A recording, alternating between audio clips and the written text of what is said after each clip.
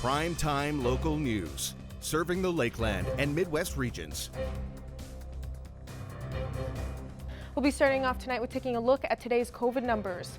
There are 56 new cases of COVID-19 in Saskatchewan, 2 of those in the northwest, with 1 in the immediate Lloydminster area. 448 cases are active province-wide, with 33 in the northwest. 46 people are in hospital, with 1 in the northwest. More than 1.4 million vaccine doses have been administered in Saskatchewan, and 63% of people 12 and older are fully vaccinated. Over 87,000 doses have been given in our zone, with close to 38,000 residents considered fully vaccinated. The Lloydminster Rescue Squad have a new tool to help with their life-saving work. The squad unveiled their new rescue boat on Thursday. The rescue squad felt this new boat was needed to help fill a gap in equipment when it comes to water rescues. The boat is more suitable for their dive team and allows for larger, deeper underwater scans. The boat's fully equipped with full autopilot, so we can conduct a grid pattern searches using side scan sonar. With that, it gives us very clear underwater imaging, searching for somebody that may be on the bottom of a lake. The rescue squad responds to calls across Alberta and Saskatchewan. The same day the boat was acquired, it was deployed in a rescue operation at Lake Diefenbaker. The team has also assisted in a recent search at Wabblemam Lake west of Edmonton. With the new equipment, the rescue squad say they're better prepared to respond to drownings calls. It makes a big difference when you have the right tool in your toolbox, and this boat just means a lot to us, and I think our community, and not only our community, but surrounding communities of Lloydminster. The Lloydminster Rescue Squad will continue fundraising efforts as they still have $50,000 to pay off on the project. Yoga Stay Studio will soon be offering powwow classes for residents to explore different dance styles and footwork. I chatted with the studio owner to see how people can sign up and why they think this is important to have in the community.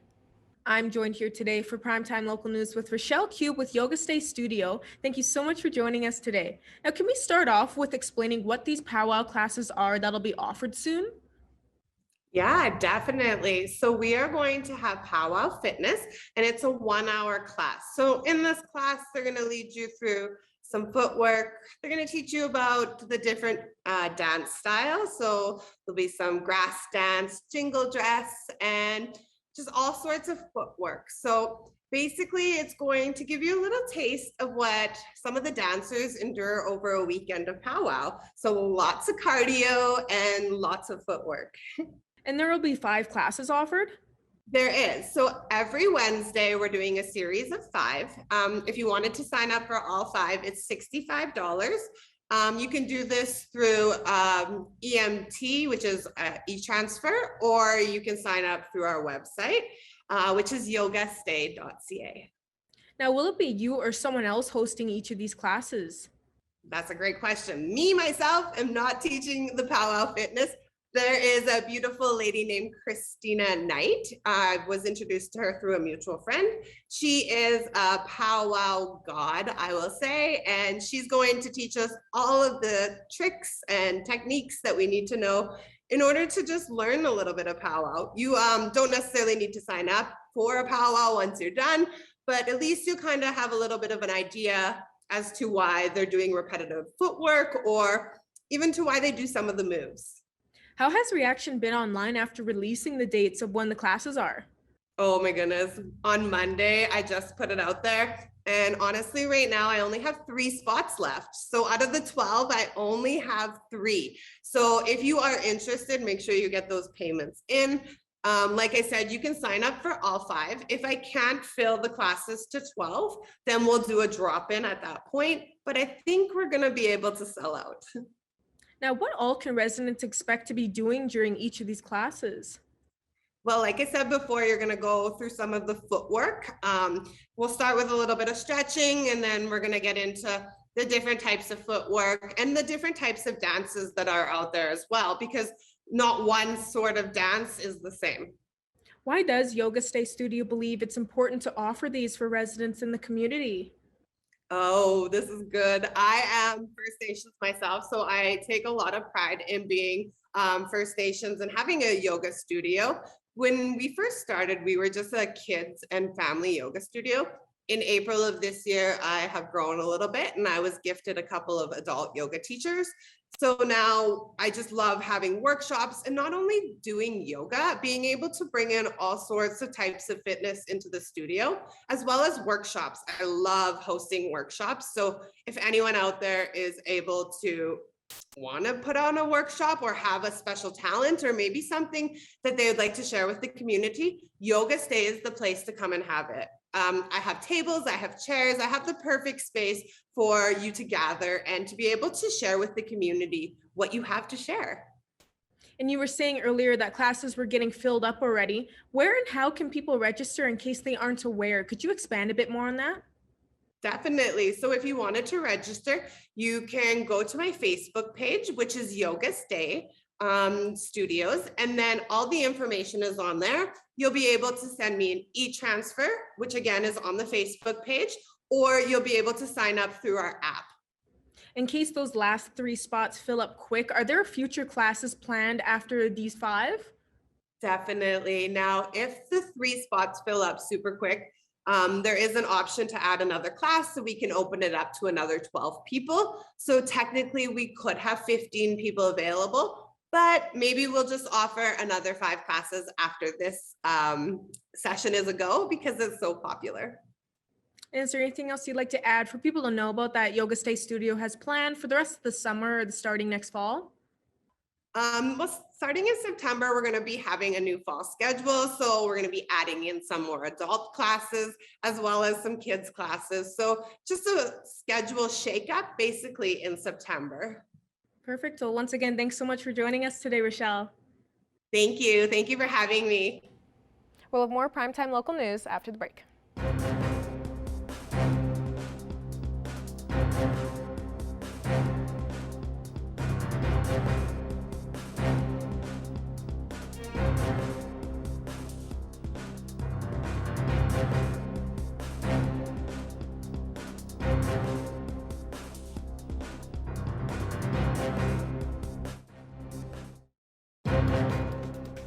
Furniture set and design supplied by Furniture Gallery and Furniture House, downtown Lloydminster. Welcome back. Our Connor Chan chatted with Abby St. John in this week's entertainment panel.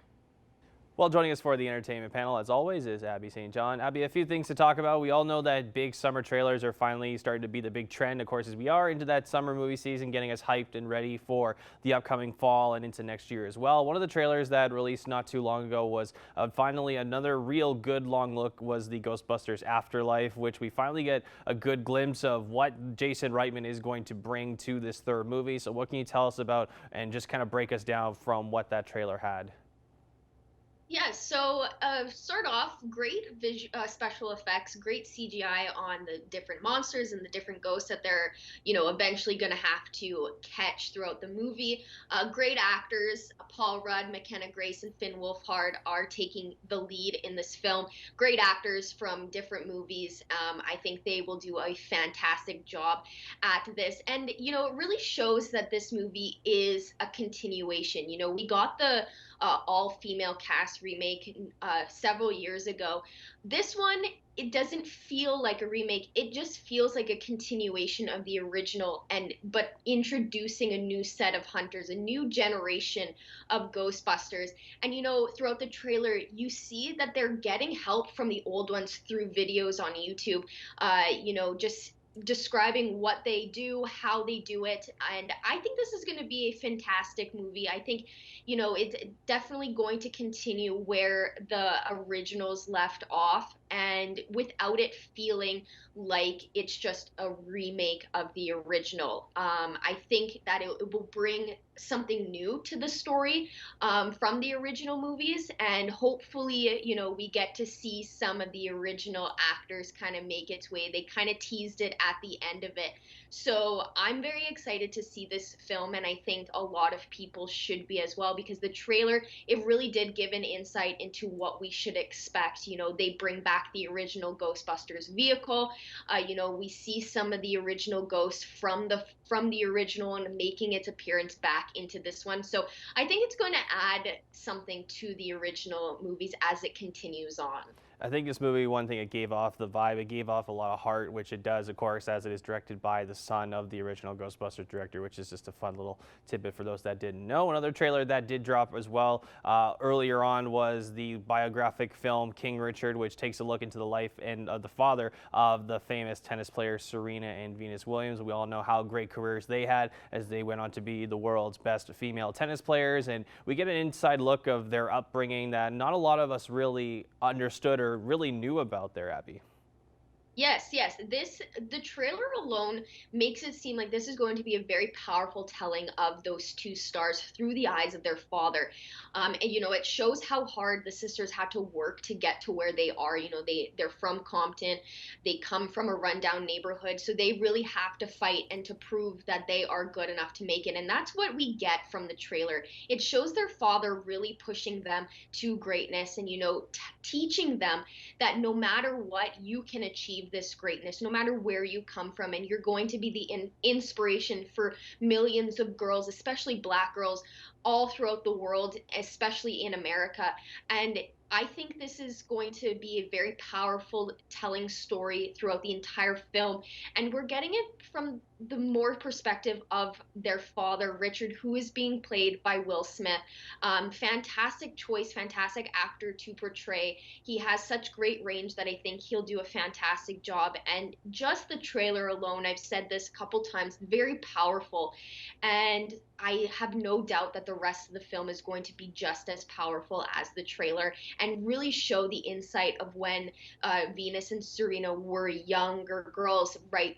From the start of when they got into tennis and throughout their youth, climbing those ladders of success, which they are to this day. So I'm very excited for this film. I think it's going to be a fantastic telling of such two powerful stars in the world of tennis. And the actresses who play the younger versions of the Williams sisters already look really powerful as well and look just really great. And then, of course, like you said, they came from Compton. It's great. It's a great kind of feel-good story for this. And one of the last things, Abby, a little bit more of a touchy-ish subject from Marvel and Disney's perspective, as of course we all know Black Widow came out on Disney Plus along with theaters, but Scarlett Johansson is getting is not happy with Disney, and of course hence there is a little bit of a legal battle between Disney and Scarlett Johansson. So where are we at right now with those two?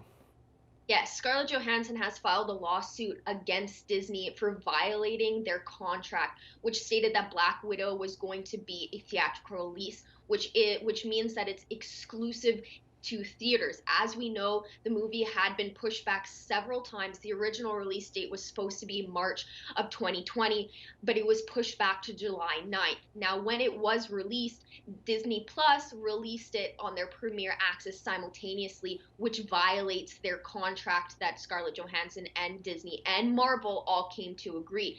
Disney went to Marvel and was like, we're putting it on Disney Plus. And Disney has come out and stated that there is no merit behind the lawsuit, and they tried to use the COVID-19 pandemic, as a pretext to why they did it. Now, Scarlett Johansson's attorney, John Berlinski, went on to say, ignoring the contracts of artists responsible for the success of its films in further hearings of this short-sighted strategy violates their rights, and we look forward to proving as much in court.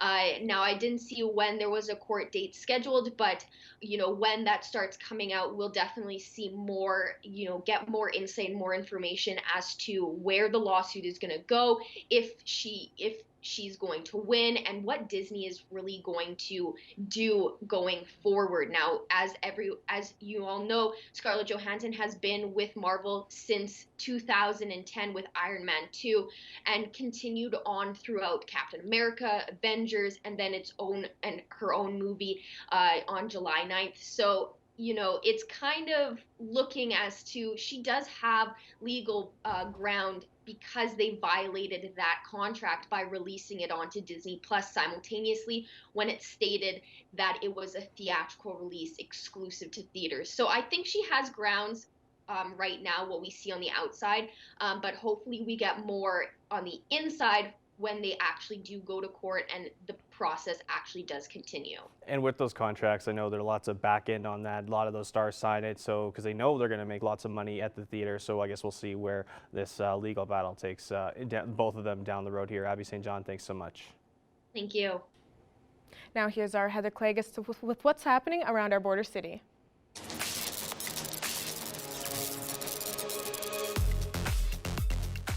The long weekend is here, and that means that you can head out to Sandy Beach for their summer market. It's coming up on Sunday. Things will get underway at 10 o'clock, and they're going to have a number of different local vendors that you'll have the opportunity to visit. They're going to have a kids zone all set up so the kids can get their faces painted. They can bounce around in the bouncy houses. There's going to be crafts. There's going to be a whole lot more fun for the kids and a lot of fun for the entire family because there's going to be great food, and there's also going to be live entertainment on their stage. And that gets underway at 11:30. Take your lawn chair, take a picnic blanket, and take in that great live music. It's all part of the Sandy Beach Summer Market coming up on Sunday.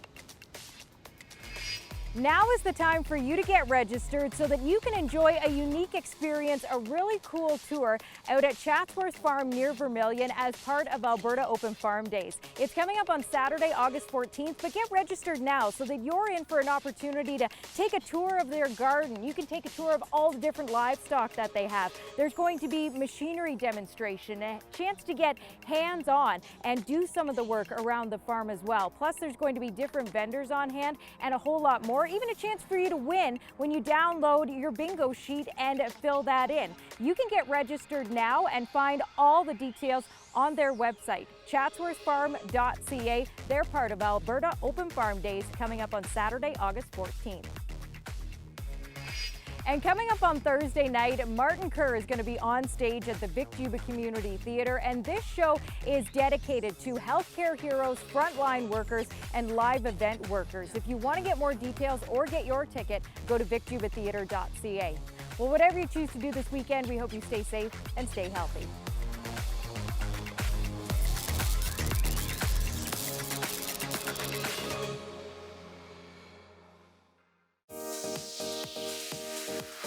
What's Happening is brought to you by Northern Factory Workwear, Circle Drive East, Saskatoon, and Highway 17 South, Lloydminster.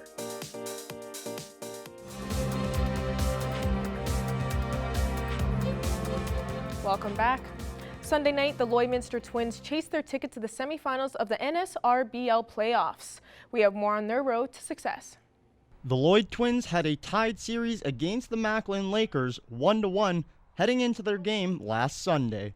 The team was coming off of a 4-2 loss, but bounced back strong for the do-or-die game. The team had a one-run lead in the fourth inning. That's when the Bats caught fire, scoring 4 runs in the inning and adding 2 in the next. The Twins ended up taking the game 8-0. Yeah, we finally found some barrels, I guess, tonight, and we just went to it after we got one after another. It's helpful. It takes a lot of pressure off me. That means I can just go up there and do what I do best and throw the ball in there for strikes. Gardner pitched 6 innings, allowing just 2 hits while striking out 11. On the season, Gardner went 3-0 with a .97 ERA and averaging over 1.5 strikeouts per inning. These numbers earned him the honors of the league's top pitcher and league MVP. Even after the recognition, going into the next round of playoffs, Gardner's mentality stays the same. Yeah, that's right. All we can do is come ready, and whatever happens, happens. There's nothing I can really do but throw the ball and give us a chance for the team. The Twins have begun their semifinal round against the Standard Hill Lakers and are currently tied 1-1. Game 3 is on Monday in Standard Hill. The government of Saskatchewan has released their crop report for the final week of July. Prolonged drought conditions mean that farmers will be harvesting their fields weeks ahead of schedule. Jillian Code has the story. Today I am joined by Shannon Friesen. She is a crop extension specialist with the government of Saskatchewan. Shannon, thank you for joining me. Oh, not a problem. Thanks so much. Can you tell me where this year's crops are at right now? Yeah, so in terms of crop development, things are well ahead of where they normally would be for this time of year. So of course, due to the drought, the dry conditions, the lack of moisture, the very hot temperatures we've had over the last couple of months, things are advancing very quickly. So we are probably at least a good, anywhere from 1 week to maybe even 3 weeks ahead of schedule. So of course, along with those dry conditions come a lot of issues, and we do have a lot of crops that are what we would call, maybe fair to poor in condition. So certainly not what we would like to see. Of course, it's no surprise given our conditions that they are in such poor condition. But we are hopeful that, some of these hot temperatures can kind of simmer down a little bit, and we can get some cooler weather to at least allow for crops to finish development and hopefully get some yield off of them. And I saw in the crop report, it said that any moisture we get from this point on won't really help the yield from this year's crops. It'll just help with next year. We're not even into August yet. When was the last time that this happened so early in the growing year? As far as I've been along, it's never, I guess, happened when I remember. But we often hear people talk about like the drought in like 02, 03 or back in 88. So I think, a lot of the same conditions happened, 20, 30, 40 years ago. It's kind of unusual in the fact that like harvest has begun for a lot of producers already. Typically we see that in parts of the south, like especially that southwest corner, even the west central region. But what's going to be unusual this year too is that probably in about 2 or 3 weeks we're going to have like a lot of combines even in the north actually in the fields, which is not usually something we tend to see. Usually the crop continues growing, we get lots of moisture, things are really looking good for a couple more weeks. So it has been quite a few years since that last drought. And certainly, as far as I can remember in my short years or whatever, it's the earliest harvest we're probably going to have. That's insane. And I've been talking with a lot of farmers, and it seems like every time I talk with them, they bring up 2002 just because it was so awful there. A couple of weeks ago, they were saying like, oh, it feels like it might be similar to 2002, but now with the conditions, it seems like we're at the same place maybe that we were at in 2002. Is that correct? I think certainly there are comparisons to both years. We have high grasshopper populations, for example. We do have feed shortages out there.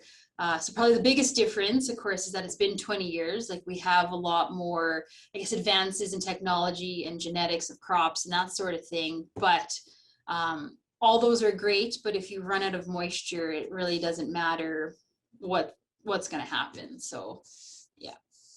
And it seems like farmers are getting hit with everything. There's the winds, the high heat, the no moisture, the grasshoppers. Is there any silver lining to this growing year? I don't know if there is. It seems like everything that could have happened has happened this year.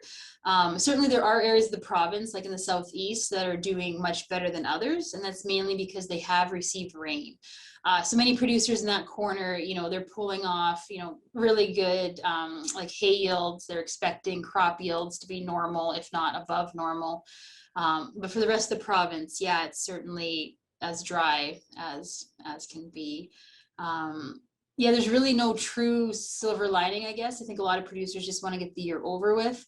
Let's get this crop off. Let's get our livestock fed and watered, hopefully, and let's just get it off, and we'll kind of worry about next year. As we always say in the farming world, like there's always next year, but we are hopeful that, of course, come fall time that we get, a lot of rain to actually recharge both the subsoil and the topsoil.